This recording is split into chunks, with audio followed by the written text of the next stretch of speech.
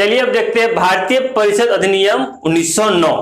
इसको और का नाम जानते हैं तो इसको जानते हैं मार्ले मिंटो सुधार अधिनियम। का नाम है इसका और तो मार्ले मिंटो सुधार अधिनियम। तो यहां से कई बार तो क्वेश्चन डायरेक्ट ऐसे बनता है कि मार्ले मिंटो सुधार अधिनियम कब आया, तो कब आया ही 1909 में आया। अब चलिए देखते हैं कि इसमें का हुआ, का कैसे क्वेश्चन बनता है।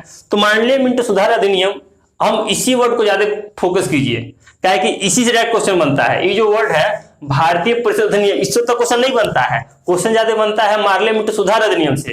कब आया तो 1909 में आया। तो इसमें क्या हुआ, तो इसमें क्या किया गया कि पहली बार मुसलमानों के लिए जो निर्वाचन मंडल उसको अलग किया गया। यानी कि अंग्रेज यहाँ पे क्या कर रहा है, अंग्रेज यहाँ पे है हिंदू मुस्लिम सबको संप्रदाय के हिसाब से बांट रहा है। वो यहाँ पे बांटो और राज्य करो का नीति को ला रहा है। उसको पता है ना कि अगर हम नहीं बांटेंगे, लोग सब साथे आ गया तो हम 100 साल शासन कर सकते हैं, लोग 10 साल उठा के फेंक देगा, कहां जाएंगे पता नहीं चलेगा।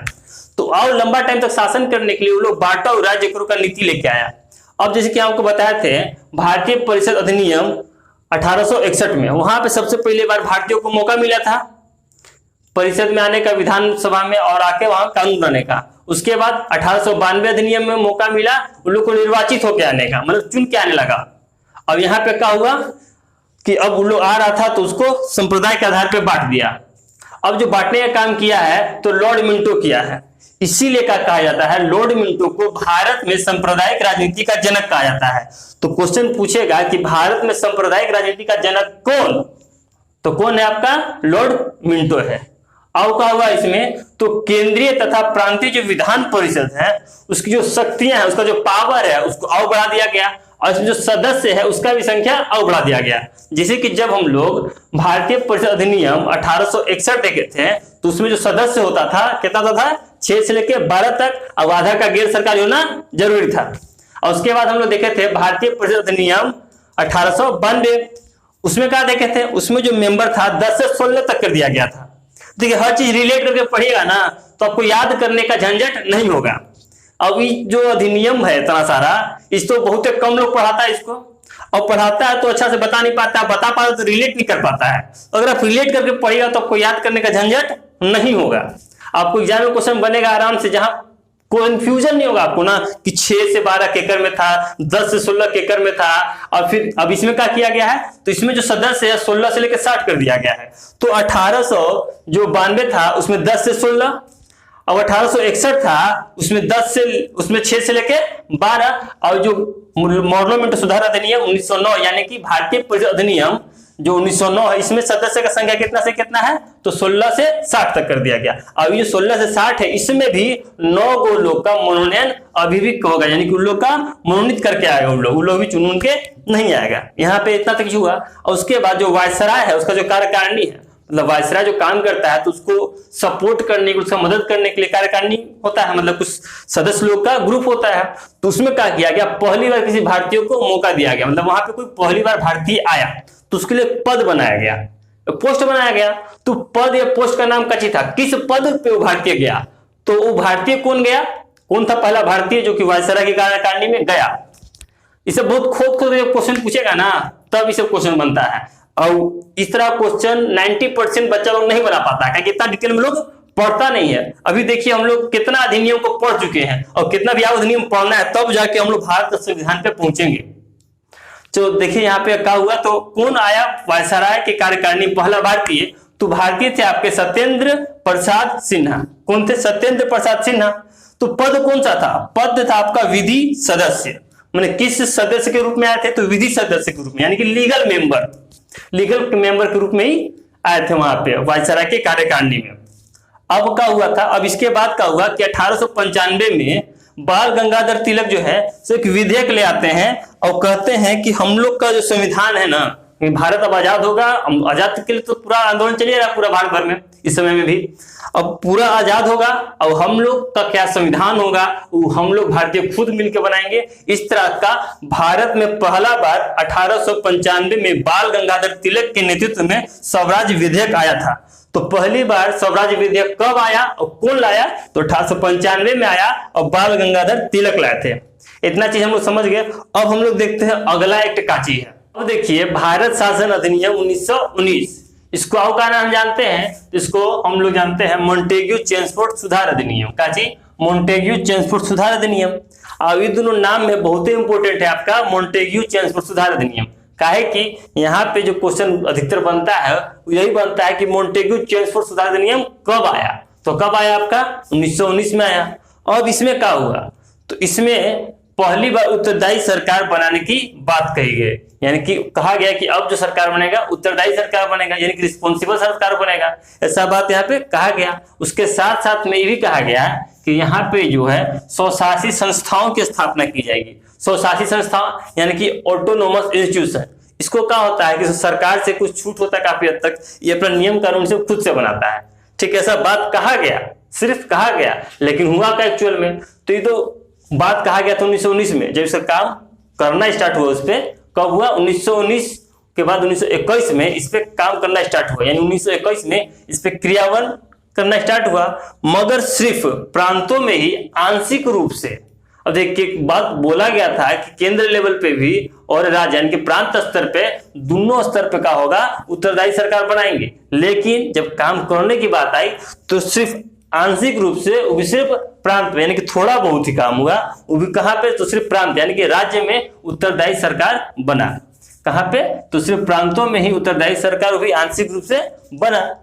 उसके बाद क्या किया गया इसमें कि जो केंद्र का बजट है और जो राज्य का बजट है उसको अलग करने का प्रस्ताव आया कि केंद्र का बजट अलग होगा, राज्य का बजट अलग होगा। जैसे कि अभी हम लोग देखते हैं तो केंद्र बजट अलग से पेश करती है और जो राज्य है आपको सब राज्य अलग अलग बजट अपना पेश करती है। तो इसका प्रस्ताव यहाँ पे आया। अब प्रस्ताव कब आया आपका? तो 1919 में आया। लेकिन अलग कब से हुआ? केंद्र का बजट और राज्य का बजट यानी कि प्रांत का बजट अलग कब से हुआ? तो आपका 1921 से हुआ। 1921 से केंद्र और राज्य का बजट अलग हो गया आपका। अब क्या हुआ इसमें? तो केंद्र में द्विसदनात्मक विधायिका की स्थापना की गई। और द्विसदनात्मक विधायिका कैसी? जैसे कि अभी आप देखते हैं अभी क्या चीज है, लोकसभा भी है राज्यसभा भी है, तो इसी तरह का व्यवस्था वहां पे था। तो इसको आप लोकसभा मान लीजिए, इसको आप राज्यसभा मान लीजिए। और लोकसभा क्या कहते हैं? निम्न स्तर का सदन कहते हैं। और इसको क्या कर सकते हैं? इसको उच्च स्तर का सदन कहते हैं। तो ये क्या है? मेरा निम्न स्तर का सदन है, अभी है मेरा उच्च स्तर का सदन। अब देखिए ये जो केंद्रीय विधानसभा, इसमें सदस्य कितना होगा? तो इसमें सदस्य होगा आपका 145। कितना सदस्य होगा? 145। और 145 में निर्वाचित के होगा और मनोनीत के होगा। आपका निर्वाचित होगा 104, निर्वाचित 104 होगा। अब देखिए 145 में है, निर्वाचित 104 हो रहा है, तो मनोनीत कितना होगा? उसमें से घटा देंगे यानी कि 41। नीचे दिख नहीं रहा होगा, तो 41 जो का होगा आपका मनोनीत होगा। अब इस सब का कार्यकाल का अवधि कितना होगा? मतलब कितने साल के लिए लोग आएगा और काम करेगा? तो ये लोग का कार्य अवधि होगा 3 साल का। अब देखते हैं हम लोग राज्य परिषद। अब राज्य परिषद यानी क्या हो गया? आपका उच्च सदन हो गया, यानी कि राज्यसभा इसको हम बोल सकते हैं। अभी के सिचुएशन के हिसाब से अभी जो भारत में है तो एगो लोकसभा है, ये हो गया आपका लोकसभा का जैसा, ये होगा आपका राज्यसभा का जैसा। अलग से हम लोग आगे वीडियो में पूरा डिटेल में पढ़ेंगे लोकसभा राज्यसभा। तो देखिए अब इसमें जो राज्य परिषद है इसमें कितना सदस्य होगा? तो इसमें जो आपका सदस्य होगा 60 गो। क्यों सदस्य होगा? 60 होगा। तो इसमें मनोनीत कितना और निर्वाचित कितना? तो इसमें आपका निर्वाचित है 34 गो। तो 34 गो निर्वाचित है, यानी कि 26 गो का होगा मनोनीत होगा। और इसका जो कार्य अवधि होगा, मतलब कि किस साल के लिए काम करेगा? तो ये लोग आके 5 साल के लिए काम करेगा। प्रांतों में द्वैत शासन व्यवस्था का प्रस्ताव लाया गया। अब इसमें क्या किया गया? तो जो प्रांत यानी कि जो राज्य हो गया वहां पे अब 2 तरह का शासन व्यवस्था होगा। उसके लिए क्या किया गया कि 2 तरह का विषय बनाया गया। कौन कौन? आरक्षित विषय और हस्तांतरित विषय। अब हस्तांतरित विषय और आरक्षित विषय में आएगा काची काची? तो आरक्षित विषय आपका भूमि, कृषि, लगान, वित्त, कानून व्यवस्था, सिंचाई, न्याय प्रशासन, इस तरह का चीज। और इसमें क्या आएगा? इसमें आएगा शिक्षा, स्वास्थ्य, पुस्तकालय, स्थानीय स्वशासन जिसमें पंचायत और नगर पालिका, इस तरह का चीज। तो इसमें जितना चीज होगा ना आरक्षित विषय, ये बहुत ज्यादा इंपॉर्टेंट वाला विषय होगा। किसके नजर से? अंग्रेज लोग के। काहे कि इसमें उस सब चीज को रखा है, इस सब विषय को रखा है जिससे उन लोग को ज्यादा पैसा कमा के अपना देश में ले जाए। और इसमें बाकी जो बच गया वो सब रख दिया है। तो ये सब विषय है आरक्षित विषय। इसका जो अधिकार होगा, इस पे जो देखरेख करेगा वो कौन करेगा? तो वो करेगा आपका प्रांत का गवर्नर। और जो बच गया सब इसका, तो इसका करेगा आपका उत्तरदायी मंत्री। तो उत्तरदायी मंत्री के अधीन से विषय रखा गया, और वहीं ये सब जो आरक्षित विषय है ये सब रखा गया आपका प्रांत का गवर्नर के अधीन। अब उसके बाद क्या हुआ, तो पृथक निर्वाचन का जो व्यवस्था था, जो मुस्लिम लोग के लिए अलग निर्वाचन मंडल किया गया था, तो उसका विस्तार किया गया। यानी कि अब सिख के लिए वही काम होगा, ईसाई के लिए वही काम होगा, और एंग्लो इंडियन के लिए भी वही काम होगा। अब उन लोग अपना अपना जाति धर्म सबको वोट दे सकता है, खाली उन लोग अपना आदमी को चुनेगा। इस तरह का बांटने का काम अंग्रेज लोग और बढ़ा दिया यहाँ पे। अब क्या किया गया उसके बाद, तो प्रत्यक्ष मतदान का अधिकार दिया गया। उसका प्रस्ताव दिया गया कि अब जो मतदान होगा वो प्रत्यक्ष होगा, मगर कुछ शर्त रखा गया, कुछ शर्त रखा होगा उन लोग, और उसके बाद प्रत्यक्ष मतदान का अधिकार दे दिया गया। अब का उसके बाद तो महालेखा परीक्षक का प्रस्ताव रखा गया। सीएजी होता है ना, कंट्रोलर ऑडिटर जनरल, इसका प्रस्ताव यहाँ पे रखा गया। और उसका नियुक्ति कौन कर सकता है, तो उसका नियुक्ति कर सकता है किसका, सीएजी का। तो उसका नियुक्ति कर सकता है सचिव, सचिव उसका चाहे तो नियुक्ति कर सकता है सीएजी, कंट्रोल ऑडिटर जनरल या फिर महालेखा परीक्षक। अब उसके बाद भारत में किया गया लोक सेवा आयोग का गठन का प्रस्ताव किया गया कि अब भारत में लोक सेवा आयोग का गठन किया जा सकता है। कब, इस समय में। उसका गठन कब हुआ, तो 1926 में।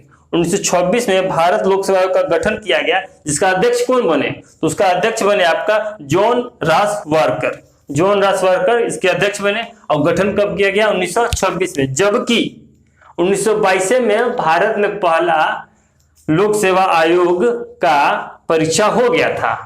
1922 में कहाँ हुआ था, तो इलाहाबाद में, मगर उसका जो संचालन किया गया था वो लंदन से किया गया। उसका जो देख रेख किया गया, कैसे मैनेजमेंट होगा, वो सब लंदन से किया गया।